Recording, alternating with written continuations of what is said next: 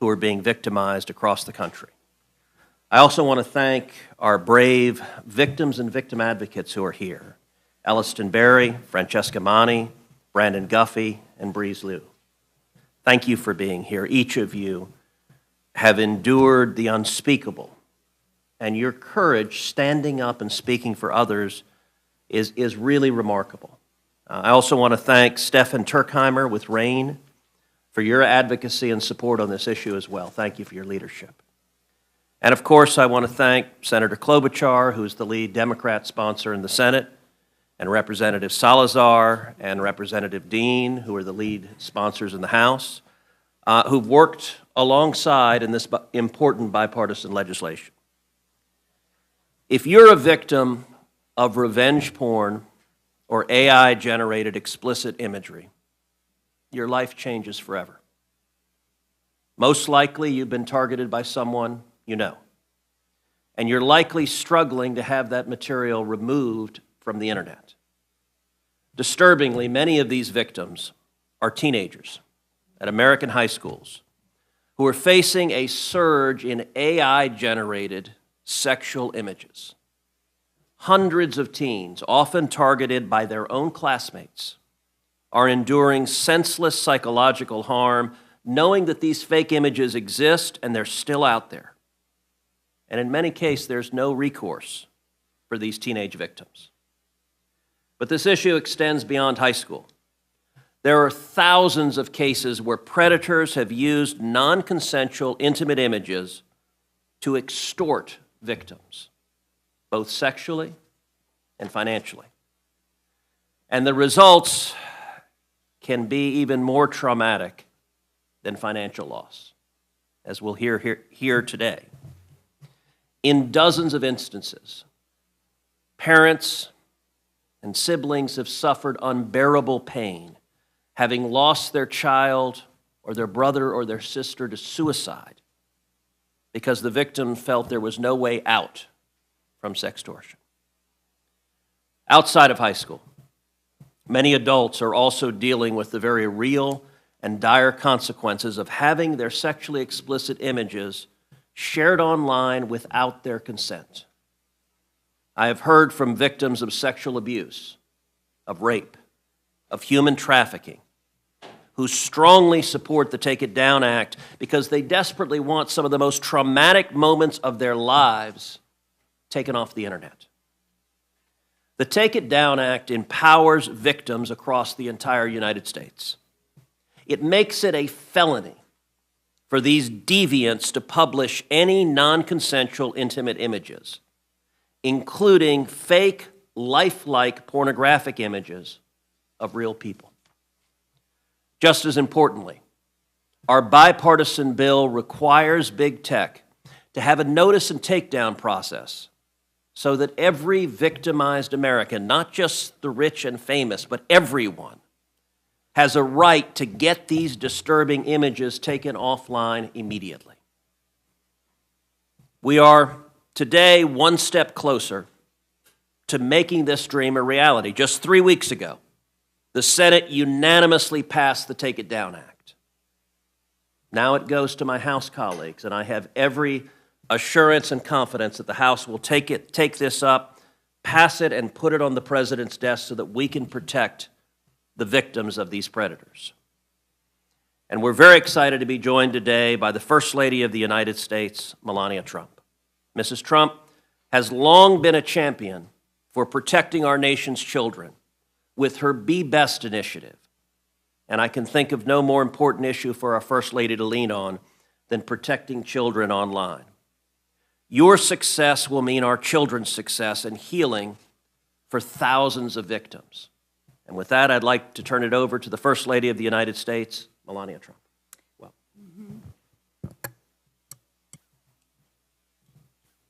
Thank you so much, Senator Cruz. I think that should be on. Is this on? It's not very loud. Good afternoon.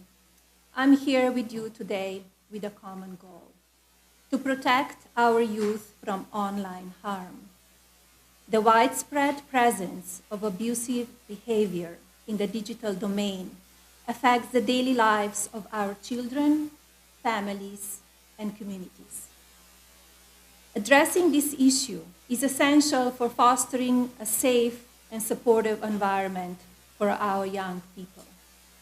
I hope today's roundtable builds awareness of the harm caused by non-consensual intimate imagery, and eventually the approval of the Take It Down Act bill in Congress.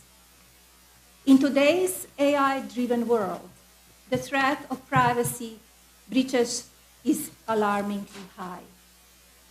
As organizations harness the power of our data, the risk of unauthorized access and misuses of personal information escalates. We must prioritize robust security measures and uphold strict ethical standards to protect individual privacy. As First Lady, my commitment to the Be Best initiative underscores the importance of online safety. In an era where digital interactions are integral to daily life, it is imperative that we safeguard children from mean-spirited and hurtful online behavior. Ensuring their protection is not just a responsibility, but a vital step in nurturing tomorrow's leaders. Here with us today is Alison Berry, a 15-year-old brave young woman. Alison Spears used AI to create non-consensual intimate images of her and then spread the images across social media. They superimposed her face into pornographic content without her consent, solely to humiliate her. And authored, Alison's family contacted the social media companies for help. Their efforts fell upon deaf ears. Ultimately, the fake images circulated worldwide. It's heartbreaking to witness young teens, especially girls, grappling with the overwhelming challenges posed by malicious online content, like deepfakes. This toxic environment can be severely damaging. We must prioritize their well-being by equipping them with support and tools necessary to navigate this hostile digital landscape. Every young person deserves a safe online space to express themselves freely without the looming threat of exploitation or harm. To the brave survivors of NCII, your strength inspires the courage in others. To the advocates, your voices power our youth and hopefully bring change. And to the families, your unwavering love is a pillar of resilience. Thank you again to Senator Cruz, Speaker Johnson, House Majority Leader Scalise, Representative Salazar, Chairman Guthrie, Chairwoman McCain, Chairman Hare, and Representative Kahan for being here today and for your dedication to this important cause. I was heartened to learn that Senator Cruz and Senator Klobuchar united to prioritize this fundamental matter. I must admit, however, I expected to see more Democrats, leaders with us here today, to address this serious issue. Surely, as adults, we can prioritize Americans' children ahead of partisan politics. I urge Congress to prioritize the passage of the Take It Down Act bill. This legislation is essential for addressing the growing concerns related to online safety, protecting individual rights, and promoting a healthier digital environment. By advocating this bill, Congress can take an important step towards ensuring accountability and fostering responsibly online behavior. The Take It Down Act bill represents a powerful step toward justice, healing, and unity. Thank you.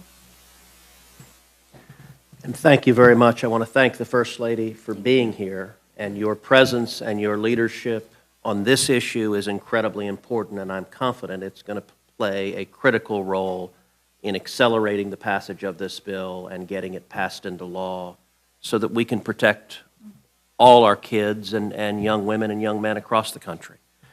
I now want to turn to the leader in the House, Representative Salazar, for her remarks. There. Thank you to all of you, and thank you to the First Lady of the United States, to Senator Cruz, for having taken up this cause. The force, as Senator said, the force of your presence, Madam, is not only going to save children's lives, but will also make this legislation the law of the land. I have no doubt that the House of Representatives will make this law a priority, as I have spoken to the Speaker of the House, Mike Johnson. So thank you for making our jobs as legislators a lot more effective. As the Senator said, the name of the legislation that we're presenting is called the Take It Down Act. Its mission is very simple. It's profound and long-lasting. It stops cyber abuse. It prevents bullying one child against another. Even more important, is going to prevent suicide out of shame. It is outrageously sick to use the images, the face, the voice, the likeness of a young, vulnerable female, to manipulate them, to extort them, to humiliate them publicly just for revenge or just for fun. That is why we created this bill, and it's going to stop the abuse throughout social media. It is widely known that 99% of the time, the victim, most of them girls, don't even know that their faces, their bodies, their intimate parts are being circulated around the internet in fake, compromising pornographic images. But perception is reality, unfortunately, and even though these images do not belong to them, they are paying the price dearly. So they see it, they live it, they have to suffer it, and they don't have any recourse. As the Senator said, up until today, up until now. Our bill, the Take It Down Act, finally is sending a very big message to big tech that they have to bring down these images, fake images, within 48 hours. No more time than that, no more excuses. If not, big tech then will be just as guilty as the aggressors.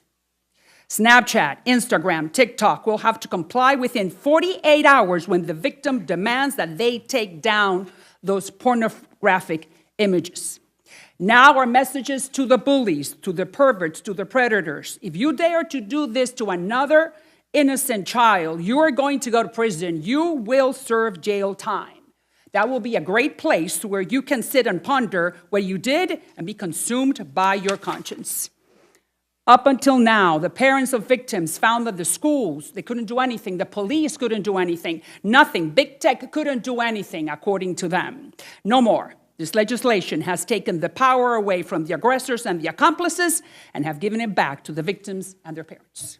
What a great honor for me to be part of this initiative. Thank you very much, and thank you, Madam, for making this a reality.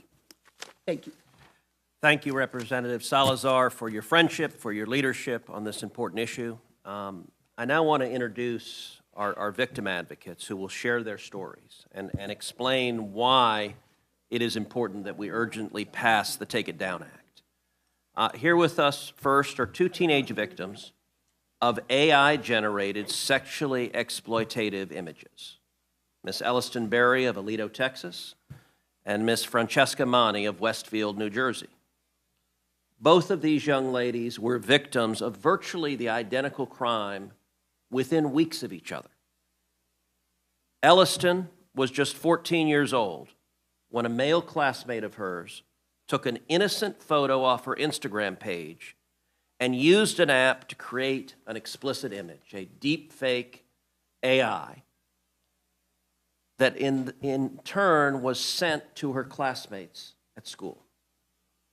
Elliston helped inspire the Take It Down Act, and she's a Texan, and she and her mother contacted my office and relayed what happened, and we were horrified, and she was the initial inspiration for writing this bill. And Melania, I'll tell you an amazing aspect. When I was sitting down with Elliston and her mother, Anna, who's here as well, I asked in my office, I said, what's happened to the images? And they looked at me with enormous frustration, and they said, they're still up. It's been 9 months. Elliston's mom said she had called Snapchat, she'd emailed them, she tried repeatedly, take this garbage down of my daughter.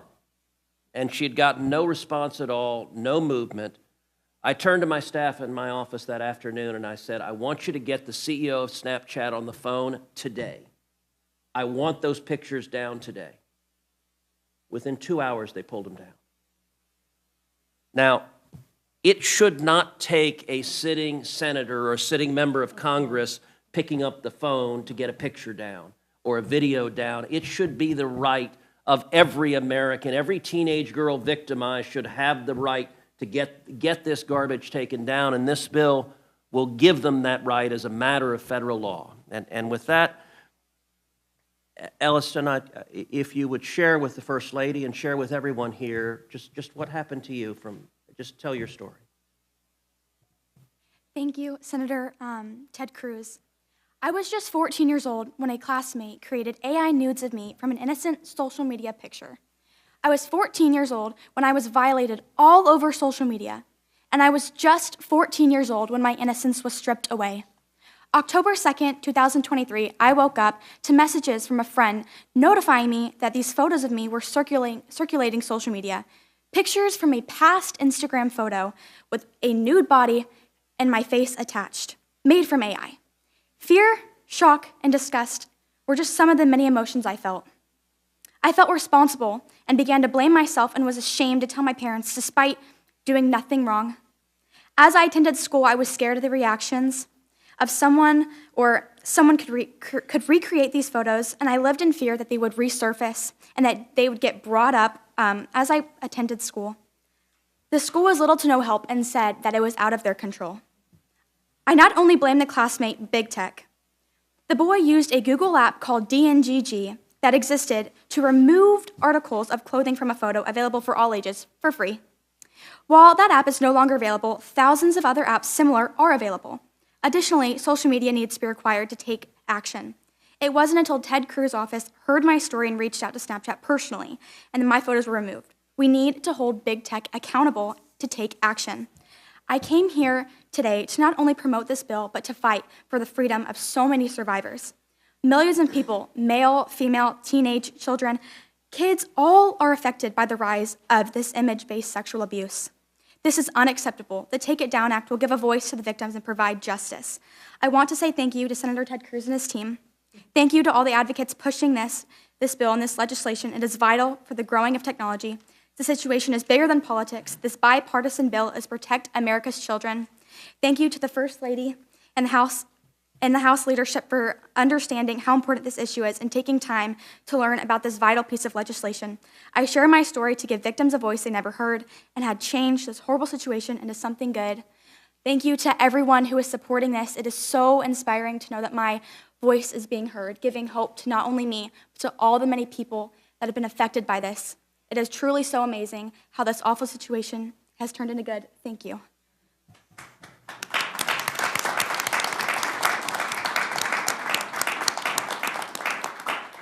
So I'll tell you, Elliston and I and her mother several months ago had the opportunity to do a number of TV interviews, and we went on Good Morning America, and at the end of it, I think Good Morning America was ready to offer Elliston an anchor spot. I think the folks interviewing us got nervous for their jobs because thank you, both you and your mom have enormous courage, and you're standing up and speaking the truth, and it has a power to change and protect others. What is remarkable is in the exact same month that Elliston was being victimized, 2,000 miles away in New Jersey, Francesca Manni was going through the exact same situation. She was also 14. She was also a target of this same predation. And like Elliston, Francesca has spoken out about her experience. Both Francesca and Elliston testified at a field hearing that I held in Dallas. Francesca recently appeared on 60 Minutes to tell her story. And she's another incredible young woman, along with her mom, who are standing up and fighting to protect others. And so, Francesca, thank you for being here as well. And would you please tell us what you experienced? Okay. Is it on? Yeah. Okay. At 14 years old, my classmates created deepfake images of me and other girls at my high school. The most disturbing part, not just that they thought it was okay, but that the school failed to hold them accountable. While the girls' names were announced over the intercom, the boys were quietly pulled from their classrooms, a blatant violation of privacy and disrespect towards us. Despite the seriousness of the incident, only one boy received a one-day suspension. 2 years later, those responsible are still in my school, representing in team sports as if nothing ever happened. That is not okay. When I asked my school why they weren't using the code of conduct or HIP policies, their response, they need to be updated to include AI. My response was, then update it. It took them 1 year to make changes, yet my mom's lawyers created an updated version within a week of that incident. The HIP investigation, which was supposed to take 10 days, dragged on for almost a year, completely unacceptable. The school's only response to the community was a single email dismissing the issue as widespread misinformation. This silence sent a dangerous message. To the girls, you are not worth fighting for, and to the boys, what you did is okay. I expected clear and decisive action. The school should have said, this is not okay, and you are expelled. In school, the question should not be about legality alone. It should be about what is right, what is ethical. Teenagers might not know all the laws, but they do know when something is wrong. Schools need to take immediate, serious action to ensure that AI exploitation, harassment, and deepfake abuse are met with real consequences.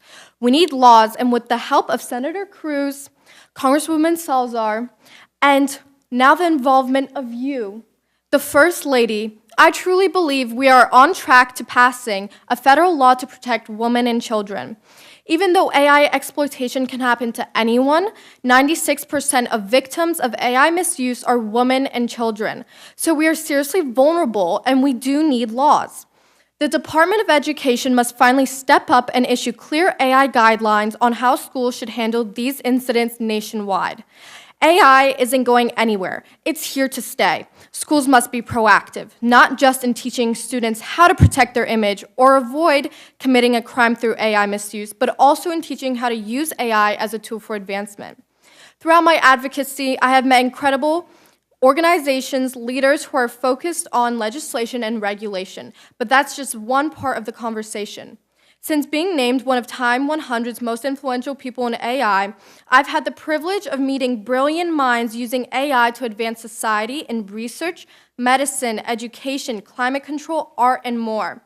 Yes, AI needs regulation, but we also need to acknowledge its potential and prepare the next generation through AI literacy programs in schools ASAP.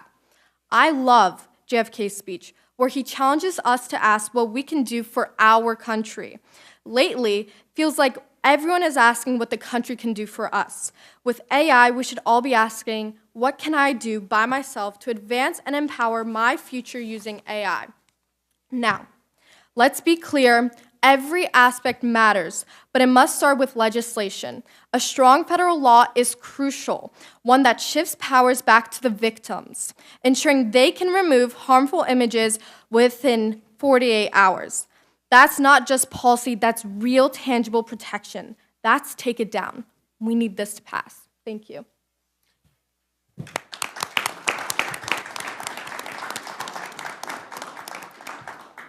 Francesca, thank you also for your courage and your strength and your clarity. Both you and Elliston are inspirational, and we're proud to have you with us today. As Francesca mentioned, over 90% of the victims of non-consensual intimate images are either women or young girls. It doesn't just affect teenagers. Adults can also be victimized. And Breeze Lou, when she was 24 years old, she got a nightmare phone call from her friend that an explicit video of hers had been posted on a pornography website. That phone call started a series of events in which Breeze would rise to lead the fight for the removal of these abusive images. Breeze, thank you for being here. Thank you for your leadership. Tell us about what you experienced and what you've done to try to stop it. Thank you. It is both humbling and empowering for me to be here today. On behalf of millions of survivors, I'd like to thank you for giving us a voice and shining a spotlight on this critical issue. We stand at a defining moment in human history. Artificial intelligence has given us unprecedented power and brought profound transformation. But with extraordinary technology advancement, we also face immense challenges. In April 2020, my life changed forever. A friend called to tell me that a video of me was circulating on Pornhub. At first, I thought it was a mistake. I have never even visited Pornhub, but when I clicked the link, I saw my face on a pornographic video.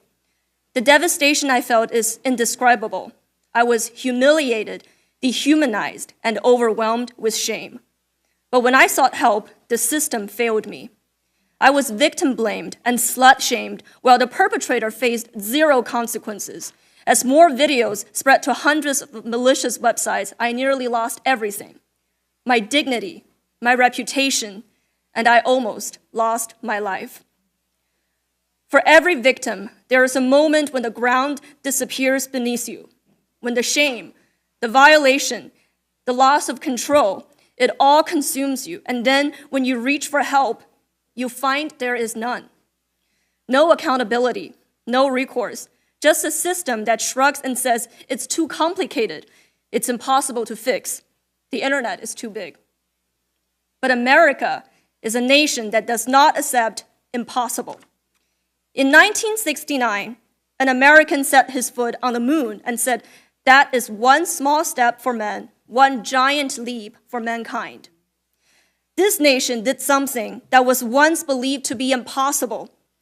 With computing power equivalent to a basic calculator, we accomplished one of the greatest feats in human history. When it comes to ending online violence, America must lead. The Take It Down Act is an essential first step. It creates accountability where there was none before. It ensures that victims can have harmful content removed swiftly, lifting the unbearable burden survivors have long carried alone. If legislation is the foundation, technology is the bridge. History will not remember us for the tools we build. It will remember us for how we choose to wield it. The internet, AI, the digital tools are not inherently good or evil. They reflect the values of those who control them. This is a tech-enabled problem, and it requires a tech-enabled solution. The same technology that created this issue can also power its solution, and this is why we find hope. And this is what my work at Electo AI is about, building human-centered AI to combat AI abuse.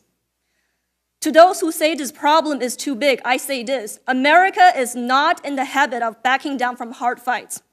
Today, the smartphone in our pocket holds computing power thousands of times greater than what NASA used during the Apollo program.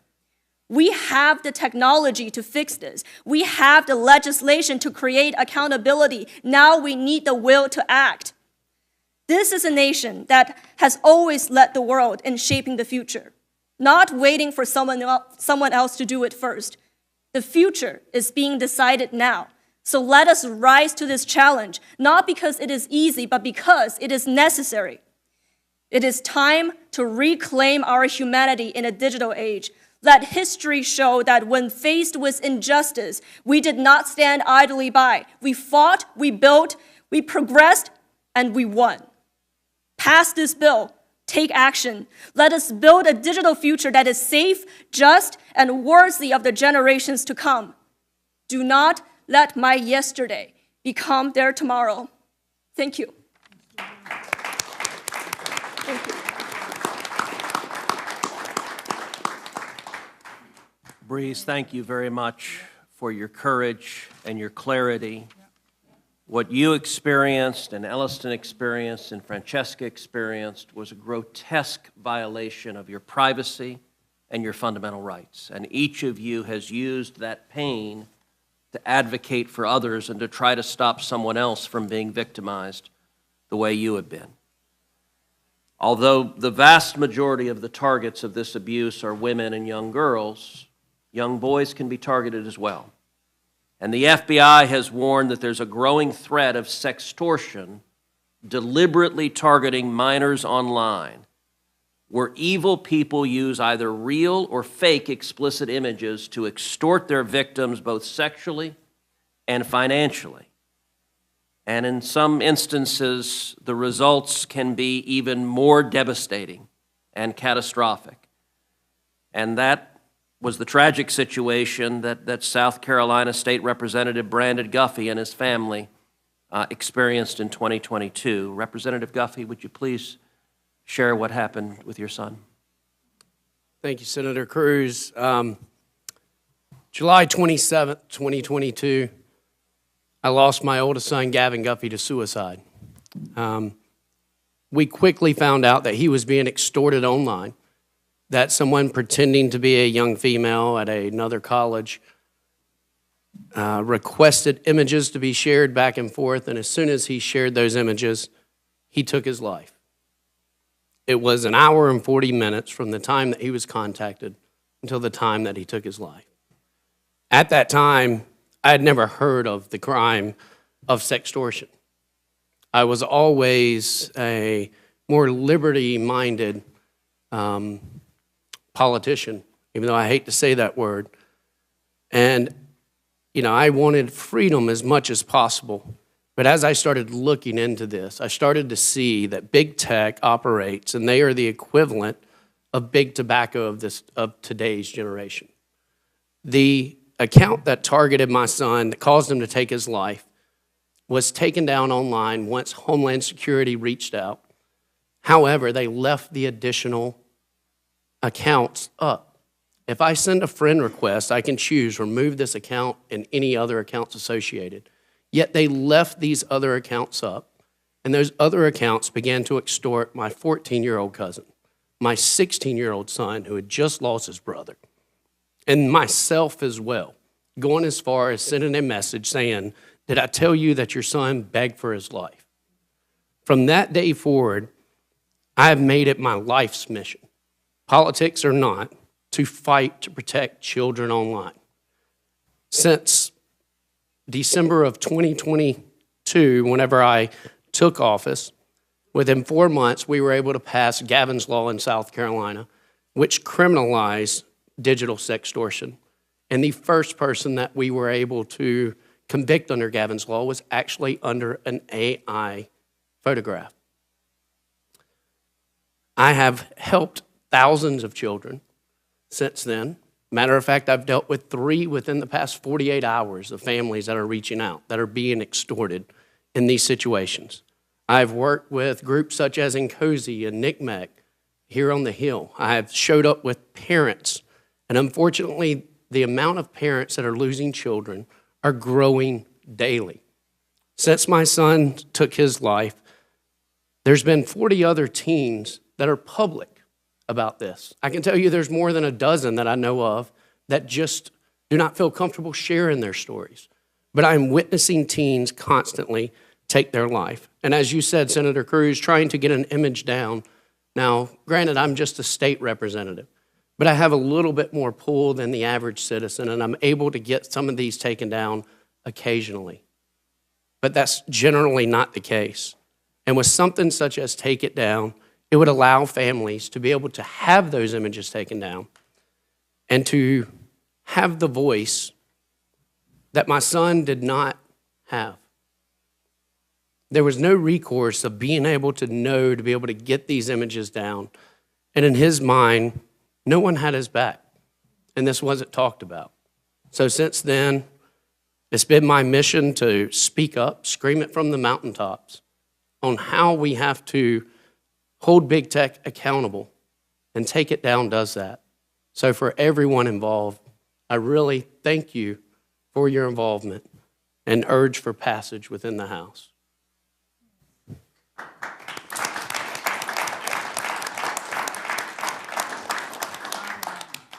Brandon, thank you for being here. Thank you for speaking out. You have endured every parent's nightmare. There is not a parent in America or on the face of the world that is not terrified of the pain and tragedy you experienced. And thank you for using Gavin's memory to spur action to protect other children. Our final speaker will be Stefan Turkheimer. Stefan Turkheimer is the Vice President of Public Policy for the Rape, Abuse, and Incest National Network. RAIN is one of the nation's leading anti-sexual violence organizations that works diligently to ensure that perpetrators are brought to justice. Stefan, I want to thank you and RAIN for your avid support and hard work to advance the Take It Down Act.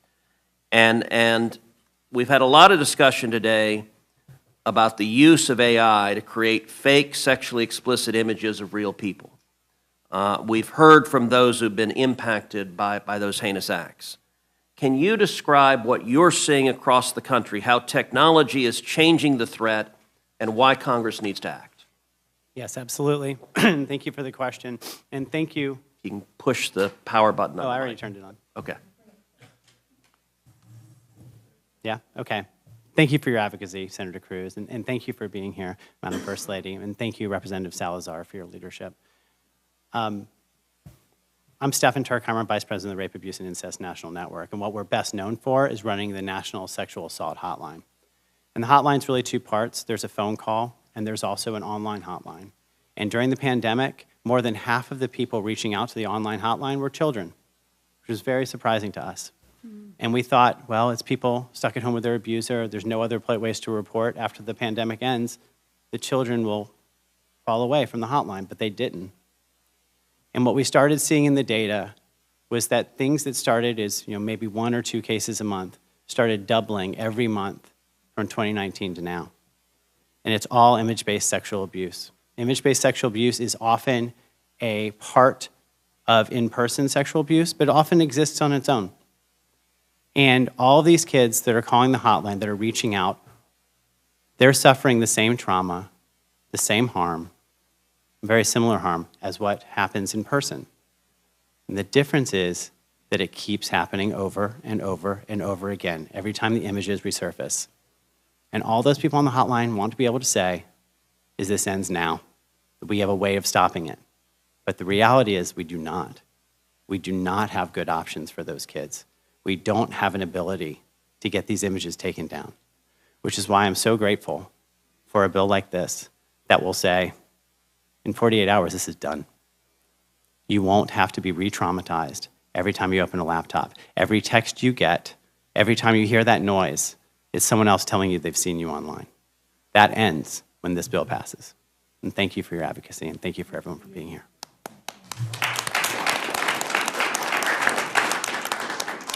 Stefan, thank you. Thank you for your hard work and for RAIN's hard work protecting the victims of sexual violence and exploitation. It's enormously important work.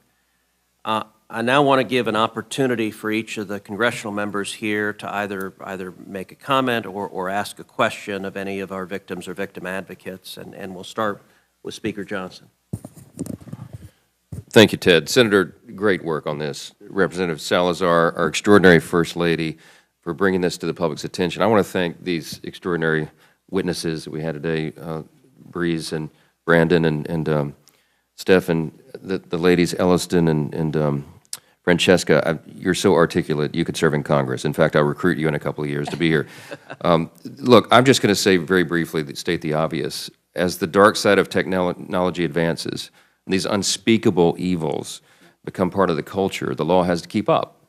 And I'm really grateful that we have thoughtful legislators here who take the reins on this and are willing to pass legislation to address it. We are anxious to put it on the floor in the House, to get it to President Trump's desk for signature, because we've got to do what we can to stop this. And I am a full supporter of it.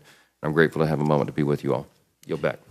Thank you, Mr. Speaker. I appreciate your being here, and I appreciate your leadership getting this passed into law so that we can protect these victims and prevent further victims. Majority Leader Scalise. Well, I as well want to thank Senator Cruz and Congresswoman Salazar for your leadership. We came incredibly close last year to getting this across the finish line, but I think with the leadership and the voice of the First Lady, I just want to applaud First Lady Melania Trump for lending your voice and the strength of your office to this, because I have no doubt this is going to be the year that we actually get the Take It Down Act signed into law. And I think, as you heard from Elliston, Francesca, Breeze, the horrible stories, you could have easily just walked away and hidden and had somebody else pick up the mantle to do this. But you said, no, nobody else should have to do and go through what I've been through. So I'm going to lend my voice and my experience so that we can stop anybody else from having this happen again. And when you then hear, okay, well, it's going to take an act of Congress to fix this, you probably really get concerned and say, well, I've heard how long that takes. And believe me, it can take a long time unless you've got the right coalition.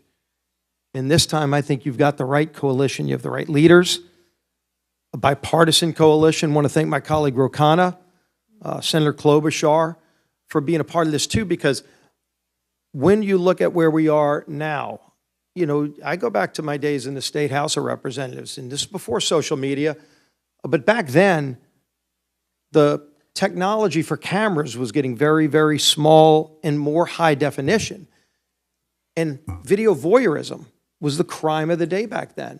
And you would have people that would put cameras in places where you couldn't even see them and record people, willing or not, and then use it later, usually for similar kind of things, to try to shame somebody, to try to extort somebody, to try to get revenge on somebody. And what shocked us is when we started hearing these stories, when mostly young girls, and I think Elliston was the one that ran the stats, 96% of the victims are typically young girls or children. But what shocked them the most was that that was not a crime. Even when you found out who did it, wasn't a crime. So guess what? We created the law of video voyeurism, and all of a sudden people started going to jail, and the word got out, and it still happens, unfortunately, but it doesn't happen at the extent that it used to, because now people know there's consequences. The same thing will happen with the Take It Down Act, and I know he's going to talk as well, but I want to applaud Chairman Brett Guthrie of the Energy and Commerce Committee, because he and I have talked about this a number of times, and we have a high commitment, not only to bring it through his committee, but when the bill comes through committee, it will be a priority to bring the bill to the House floor quickly to get it to the President's desk for signature, because it's going to give victims two things. One, it's going to give them the protection that they deserve. To say within 48 hours, this will be taken down. The platforms will have to take it down. And then it's going to do something else that just doesn't exist at the level it should. And that is the accountability to the perpetrator. Because those boys shouldn't still be in school, strutting around as if nothing happened, as if it's your problem to deal with that they created, because nobody's going to touch them. Well, you tag the word felon to the end of that name, all of those athletic ventures go away, a lot of other things go away, and people will think twice. So again, thank you, Senator Cruz. Thank you, Congresswoman Salazar, and thank you, First Lady, for lending your voice. But I really applaud the victims, because we want you to come back. I know somebody in the White House that may be able to get us an invitation to be at that signing ceremony, but just envision the day where all of your work to not just sit quietly, but to speak out on behalf of others, so that there aren't victims in the future and that there are consequences in the future. Your work will pay off. We're going to get this done this year. Well, and thank you, Steve, for your friendship and leadership. And just to underscore something that Steve just said, I feel confident that when this bill is signed into law, that each of the victim advocates, that you'll receive a signing pen that the President used to sign it into law. And by the way, they're about this big. They're massive. Your husband does nothing small. Representative McLean, the head of the House Republican Conference, the number 3 Republican in the House, if you have any comments or questions. Well, I have a lot to say, but unfortunately I got a short time to say it in. So let me start with thank you. Thank you for putting this on the floor. Thank you, Maria. And thank you to the First Lady to drawing attention. It is disgusting that we have to put this common sense legislation on the floor, but here we sit today, right? Representative Khanna, thank you so much for being here, because this is not a partisan issue. Taking the innocence away from the most vulnerable, our children, this isn't a partisan game. This is games with our children's lives. And as parents, where are you parents? I can't even begin to imagine your emotions. I mean, I applaud you for your decorum. And for the victims, you want to talk about courageous? You want to talk about winners? You want to talk about young people with some guts? You're looking at them right here. We can't thank you enough. We're sorry from the bottom of our hearts for what you've had to go through, and for the parents, for the suffering that you have. But it is darkest before the dawn, and it starts today. So thank you for having the courage to stand up to be true winners. And we will, like the leader and the speaker said, we will get this done. We must get this done. So take a moment and reflect in your courage in everything that you've accomplished at such a young age. And parents, I don't know how much more proud you can be of your children. So thank you.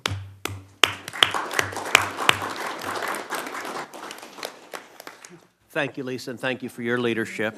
Now I want to recognize Congressman Kevin Hern, who is the chairman of the Republican Policy Committee, for any comments or questions.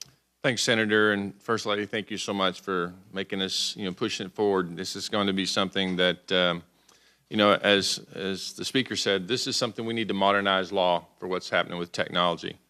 And somebody that's old enough to have 3 children, from 36 to 25, and now 3 grandchildren, and just had a 4th one that's a little girl. And the reason I say all that is the evolution just in our lifespan of the technology that's happened and what's happened to our generations. Bringing this to the forefront is so important for us to make a law that will fix this for future generations. It's tragic. And it shouldn't be, as you said, Senator, for those who have influence. It should be for every American to be able to protect their innocence. Artists and musicians and actors are doing it every day. They've been doing it now for 2 or 3 years. We need to make sure the least of us can have the same opportunity. And as the First Lady said, we should have everybody involved in this. This should be one of the easiest things that's ever gone through Congress. And I'm looking forward to the opportunity to address any issues that might come from any of our colleagues. But again, thank you, Congresswoman Salazar, Senator Cruz, and First Lady. Thank you so much. We really, really appreciate you being involved. Thank you, Kevin. Now I'd like to recognize Representative Brett Guthrie, the chairman of the Energy and Commerce Committee. Thank you, Senator. Thank you, my colleague, Congresswoman Salazar. Thank you for doing the First Lady. Thank you for being here and all our advocates. I will say that now the Energy and Commerce Committee is going to have a hearing very, very soon. This bill is going to pass out of the House of Representatives. And I would have no doubt that the President would sign this bill, but I certainly have no doubt the President will sign this bill in a way that has everybody who's been part of this to be a part of it. And I'll just say, it's just kind of interesting to point out, if you think about how this started, so Senator Cruz, I just became chairman of the committee. We had a meeting right after I became chairman, called and say, hey, let's get together and talk about our issues. This is the number one issue. Our committees have a lot of jurisdiction. This is the number one thing that he brought up is the most important thing to him this session, to get through the House, from the Senate to the House of Representatives. And it started by a constituent going to visit her senator. And if you think about that, here your constituent goes to visit her senator in America. And now you're sitting next to the First Lady of the United States. This is how it's supposed to work. We're seeing how it's supposed to work. It's a horrific situation, but the response to it is the way that we're supposed to respond. So we have to respond to it. And I'm sitting here just going to guarantee you the House Energy and Commerce Committee, working with our leadership, is going to respond to it. And thanks for all of you for your advocacy for being here and bringing this attention. Thanks, Senator Cruz, for stressing this in our very first meeting, and this is going to be a top priority over the next few weeks for the Energy and Commerce Committee. Thank you. Thank you, Brett. Thank you for being here, and thank you for your leadership at ENC, and it's incredibly important. Final speaker, Representative Ro Khanna. Thank you, Ro, for joining us, and you're recognized for any comments or questions. Well, thank you, Senator Cruz. Thank you for your leadership on this for many years. Thank you, Congresswoman Salazar, for your leadership. Speaker Johnson and Leader Scalise, thank you for, on issues like this, working in a bipartisan way. First Lady Trump, I really appreciate your bringing your humanity and looking at this as a parent and as a leader and not through politics. Your presence here obviously is going to make a big difference, and I appreciate your being here and doing so for the country in a bipartisan way. Mr. Guffey, sorry for your loss. Thank you for being here. And to Francesca, Elliston, and Breeze, I mean, you inspire all of us. And I just would say this, look, Francesca invoked John F. Kennedy. My parents came here in the 1960s from India when Kennedy was talking about going to the moon, and I know Breeze talked about that. We've got to be able to figure out some ways of coming together as a country, as divided as we are. I represent Silicon Valley. I'm very proud of the innovation. I'm very proud of the technology. But America should lead in making sure that technology protects kids and protects people. And I think this bill, as you've crafted it, Senator Cruz, balances the free speech concerns with the protections, and I'm looking forward to supporting it. Well, Ro, thank you for being here, and let me say thank you for the bipartisan support we have in this bill. In the Senate, Senator Klobuchar is the lead Democrat author, and we've passed it unanimously through the Senate, and in the House, Madeline Dean and Ro Khanna and other Democrats are supporting it, and I'm confident. There are issues that divide us on partisan bases, but this should not be one of them. This should be one that we all come together and say, look, we need to protect our kids. We need to keep them safe. I will say to the victim advocates, you guys are extraordinary, you are courageous, you are inspirational, and you're making a real difference, so thank you.